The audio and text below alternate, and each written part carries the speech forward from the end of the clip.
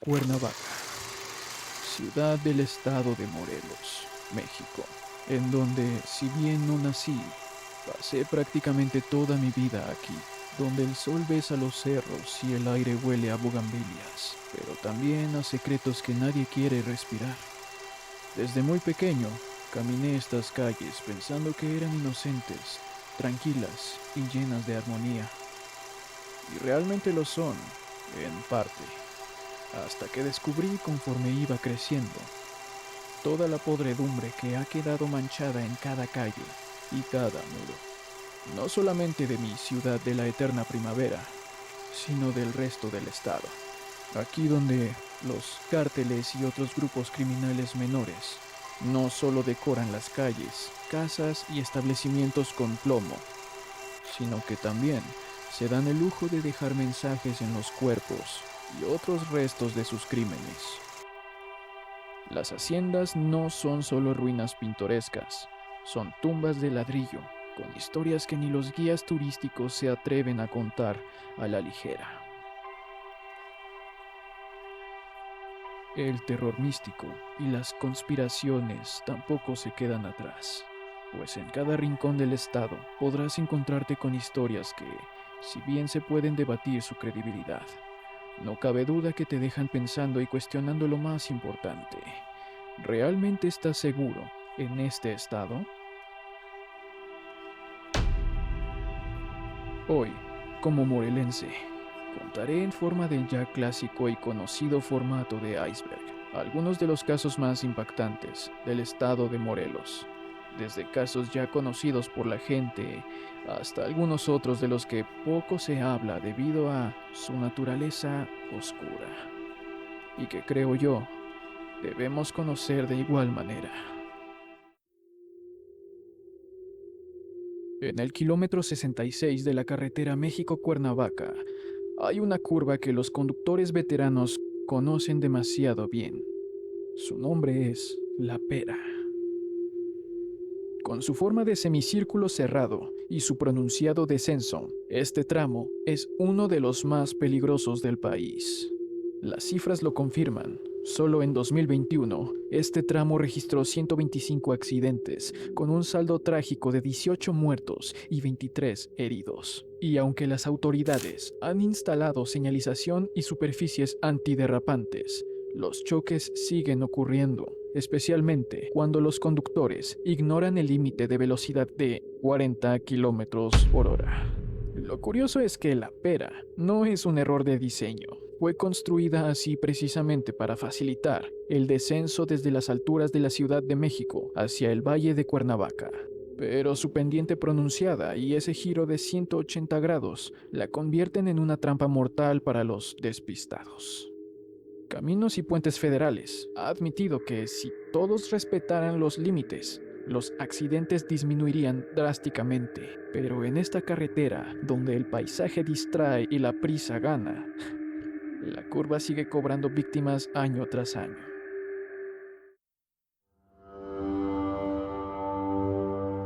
En 2018, la Auditoría Superior de la Federación presentó 2 denuncias penales contra el gobierno de Graco Ramírez en Morelos.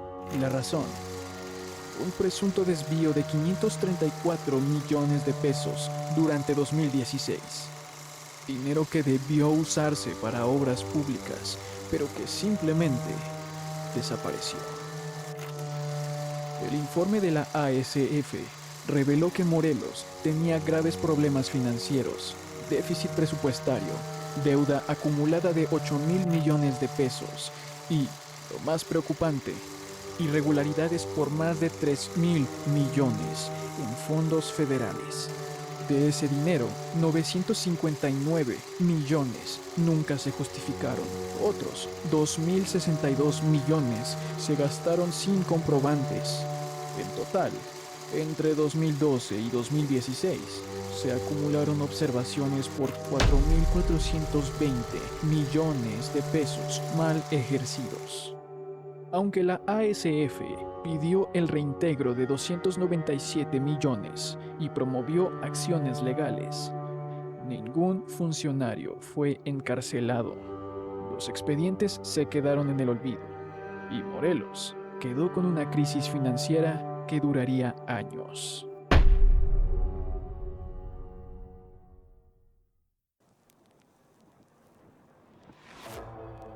El 1 de septiembre de 2024, Cuauhtémoc Blanco, conocido por haber sido un popular futbolista mexicano antes de entrar a la política, dejó la gubernatura de Morelos para asumir como diputado federal. Pero lo que quedó atrás fue toda una gestión marcada por críticas unánimes. Violencia récord, estancamiento económico y múltiples denuncias de corrupción.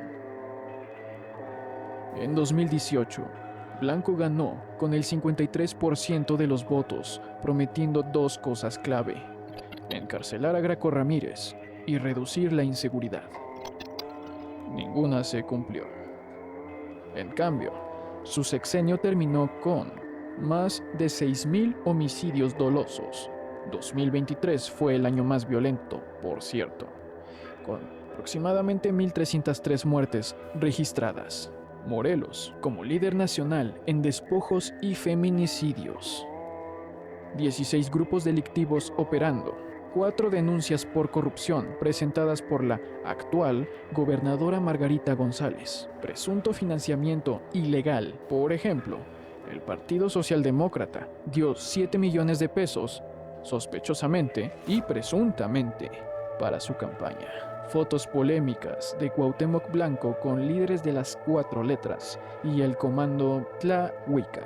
Y aún así, a día de hoy, niega dichos vínculos. Recorte del 80% en desarrollo social, 25% del presupuesto deportivo, usado en comunicación social y casi nada en atletas. Deuda histórica en seguridad. Las 4 letras y la familia michicana expandieron su presencia libremente en todo el estado. Y por último, pero definitivamente no menos importante, su media hermana, Nidia Fabiola, también le ha acusado y demandado por presunto intento de abuso sexual. Hechos referidos por la misma sucedieron una noche de diciembre del año 2023, tras una fiesta en la residencia oficial del gobierno de Morelos, en la que estuvo Blanco. Según el relato, el entonces gobernador intentó romper a la medianoche la puerta de la alcoba que ocupaba su media hermana en la casa. La mujer despertó asustada por los golpes y arañazos en la manija. Al acercarse a la puerta, advirtió que era su hermano. Tras ella abrir, Blanco irrumpió y cerró de un portazo. Con aliento a alcohol y ojos inyectados en líquido vital, lo que sucedió después, bueno, ustedes se lo pueden imaginar. En Morelos, una investigación interna reveló un problema alarmante. Al menos 180 policías estatales y municipales están bajo sospecha de tener vínculos con el narcotráfico. El comisionado de seguridad, José Antonio Ortiz Guarneros, lo admitió públicamente, pero hay un detalle preocupante. La mayoría sigue en activo. ¿La razón? Según las autoridades, no hay pruebas suficientes para despedirlos. Dios mío. Muchos ni siquiera aprobaron sus exámenes de confianza, pero se ampararon legalmente para conservar sus puestos. Mientras tanto, la Comisión Estatal de Seguridad reconoció que necesitan reclutar más elementos para, así, reemplazar a los que no son confiables. El escándalo estalló tras un operativo fallido en Cuautla, donde aparecieron 2 versiones contradictorias. Según algunos policías, intervenían en un secuestro. Según otros, solo era una pelea entre civiles. Lo cierto es que varios detenidos fueron liberados bajo órdenes de mandos superiores, quienes ahora están separados del cargo, pero no procesados. Actualmente hay 3 investigaciones abiertas, una interna, otra de la Fiscalía de Morelos y una más de la Fiscalía General de la República.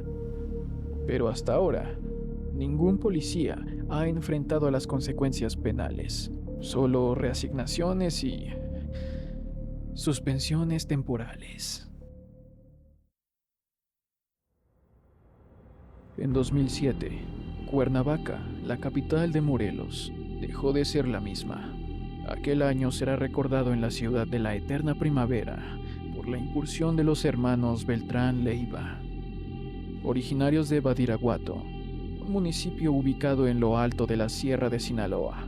Los Beltrán Leiva, que durante muchos años fueron operadores de Joaquín El Chapo Guzmán, se infiltraron a las corporaciones policíacas y llegaron a los más altos niveles del gobierno estatal. Desde ahí, empezaron a construir células para las cuales reclutaron sangre joven, que en muchos casos ni siquiera llegaban a la mayoría de edad. Todo esto para que fueran sus orejas y ojos, vigilantes en la calle, medidores de riesgos y peligros, mensajeros, cuervos, halcones, vendedores de droga, al menudeo y sicarios.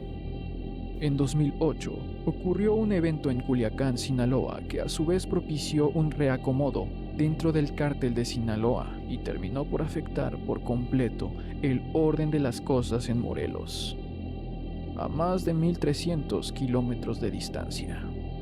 Se trató de la detención de Alfredo Beltrán, alias El Mochomo, en la colonia Burócrata en Culiacán, que desató una sangrienta pelea por la plaza y exterminio del contrario, que antes era socio, operador y sicario. Un año después vendría la debacle de los Beltrán, luego de que en mayo de 2009 fueran detenidos varios de sus principales operadores en un operativo realizado en la capital que impactó negativamente en la estructura criminal del cártel. Entre estas detenciones está la de Alberto Pineda Villa, alias El Borrado, considerado como uno de los principales jefes de los hermanos Beltrán Leiva. Agentes de la Policía Federal y ejecutivos del Ejército Mexicano lo detuvieron en un inmueble localizado a solo 100 metros de la Casa de Gobierno de Morelos, residencia oficial del gobernador. El Borrado se encargaba de sobornar a servidores públicos y jefes de la policía. Incluso, las autoridades lo llegaron a situar en el mismo nivel de jerarquía que Sergio Villarreal Barragán, alias El Grande. Dichas acciones se dieron luego del cateo de un rancho en el municipio de Emiliano Zapata, donde se detuvo a otros integrantes de la organización criminal, quienes revelaron la ubicación de Pineda Villa. Además, la acción permitió la captura de 13 personas más, entre ellas 4 mujeres. La lucha por la plaza fue cruenta entre los partidarios del Chapo Guzmán y los que apoyaban a los hermanos Beltrán Leiva.